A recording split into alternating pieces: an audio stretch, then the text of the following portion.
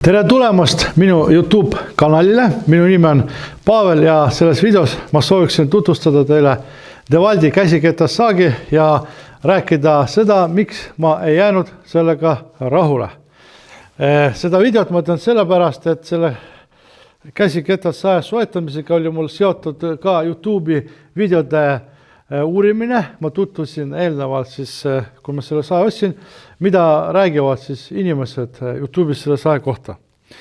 Ja mulle väga head muljet avaldasid siis need andmed, tehnilised andmed selle kohta. Ma kohe teen nendest ülevaate, aga kogemuse käigus ma siis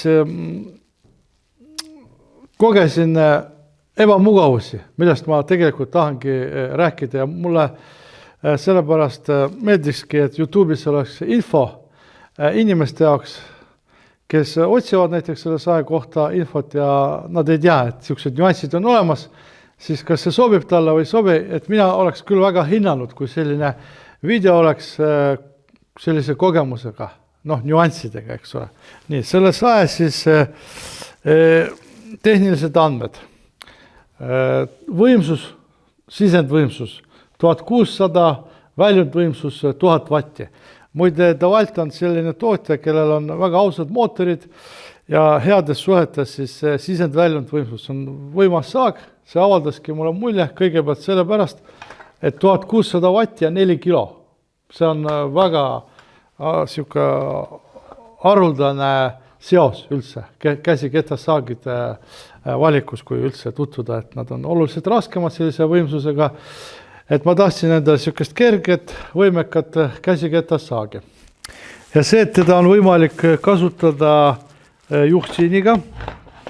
Siin on Devaldil on oma juhtsiin, kahepoolne, mis mulle ka avaldas muljet, et ma mõtlesin, et kui ma saan poomkanti, siis ma ei pea seda keerama, et lihtsalt lähen teisele poole ja saan. Et see on selline eripära tal. Ja siis võib näiteks kasutada ühte ketast ühe poole peal ja teist ketast teise poole, et õhem või paksem ketas. Et siis on selline nüanss. Ketta läbimõte on 190 mm ja sügavus siis ilma juhtsiinita on 67 mm. See oli ka minu jaoks hea näite, et selle võimsusega saab siis nii sügavale siis tööd teha ja 61 mm on siis koos juhtsiiniga. Tegelikult see on sutsukese väiksem sügavus, ta ei ole päris niimoodi, aga see selleks ei ole see kõige suurem probleem, et 5200 pööret ja siis põhimõtteliselt ongi kõik, mis puudutab neid tehnilisi andmeid ja kasutamise käigus ma hakkasin kohe algusest peale kogema seda, et see saag ei sae läbi isegi näiteks 3 sentimeetrist planku.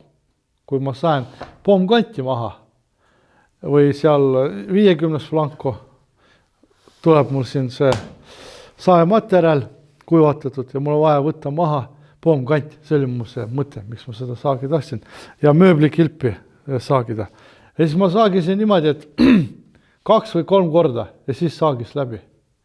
Ja mida ma siin ei mõelnud, et miks see on niimoodi, mõtlesin äkki juht siin on kuidagi, et ta ujub ja kuna mul on siin tavaliselt leht, puu, tamm ja saar, siis äkki ta kilub kinni, see õhuke ketas oli seal kõigepealt, võib-olla mõtlesin, et ta seal kuidagi paindub ja ei lähe edasi ja lihtsalt jääb seisma, kui sa paned, ta suitseb seal isegi.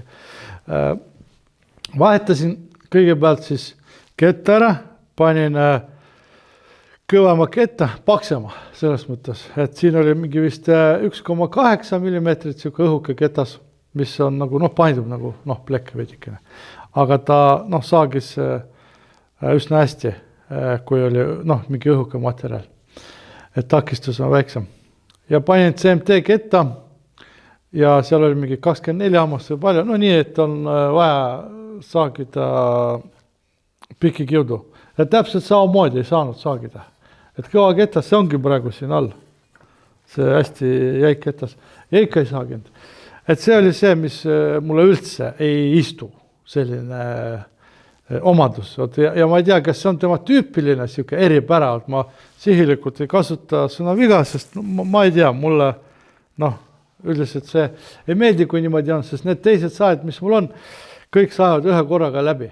Et kui on võimsam saag, ta saab kergemini, kui on vähem võimekas, siis ta seal nutab, aga ta teeb oma tööd. Tavaliselt ma kasutan paksema materjali puhul võimsamat saage, seda saage ma enam ei kasuta. Ma müüsin selle maha ja lihtsalt küsisin korra selle tagasi, et sellest siin kino teha, et teile rääkida. Näiteks mööblikilbi puhul ma ei saanud seda üldse kasutada, kui ma juhtsiiniga tahtsin lõigata kilpi mõõtu. Et see lõige ongi niimoodi astmeline ja sa teed kas kahe korraga või 3 korraga lausa. Et mõne ehitusmehe jaoks näiteks, kui ta peab kuskilt seal otsa ära lõikama või midagi seal mõõtu saagima, näiteks mingisugust seal plaati, seal OSB plaat, see ei ole üldse probleem ilmselt. Aga siin ongi vaja teada, et mille jaoks sa seda saagi soetad, mis tööd ta teeb, kuidas ta teeb ja ma arvan, julgesti väita, et Tisleri tööriist see ei ole. Et kui te tahate puhast lõiget mugavalt töötada, siis see ei ole nagu Tisleri käsikettas saag. Ja üks ebamugavus veel on pikalt töötada, on tunda, see on võib-olla ka subjektiivne, see käehaare siin on ebamugav ja vot see aken siin, eks ole, kus see päästik on, et seal hakkab sõrm hõõruma. Et see on kuidagi niimoodi ebamugavalt tehtud, et sa, kui sa kätt kogu aeg liigutad, et see tekitab sellist hõõrumist. Et ma oleksin väga tänulik, et selle video alla, eriti selle sae kasutajad, jagate oma kogemust ja kui teil on täpselt samasugune probleem, see oleks väga tähtis seda siia kirjutada, et tõesti see on selle sae selline eripära ja inimesed saaksid siis adekvaatset infot. Kas ta tahab sellise omadusega saagi või mitte. Aga ma arvan, et see info peaks olema kätte saadav. Võib-olla see on mulle ainult, siis on ka väga tähtis sellest kirjutada ja rääkida ja muidugi näiteks peale selliste kogemuste ma olen proovinud alati, kui midagi enne soetad tööriista, eriti saagi, kuskilt saada ikkagi see saagimise kogemus. Näiteks kui te seda saagi soovite soetada, vaadake, kas teil on seal poes või kus võimalik panna ta juhtsiini peale ja saagida mööblikilpi näiteks. Lihtsalt. Selle sama kettaga seal täis sügavuses. Ja siis vaatate. Sest tegelikult ei osta ju ainult tehnilisi andmeid, ostate ju saagimist. Ja see saagimine ongi see, kuidas see saagimine teostatakse, siis sellega ma Tisleri tööde juures rahule jäänud. Et sellised lood järgmistes videodes, järgmised teemad, head aega.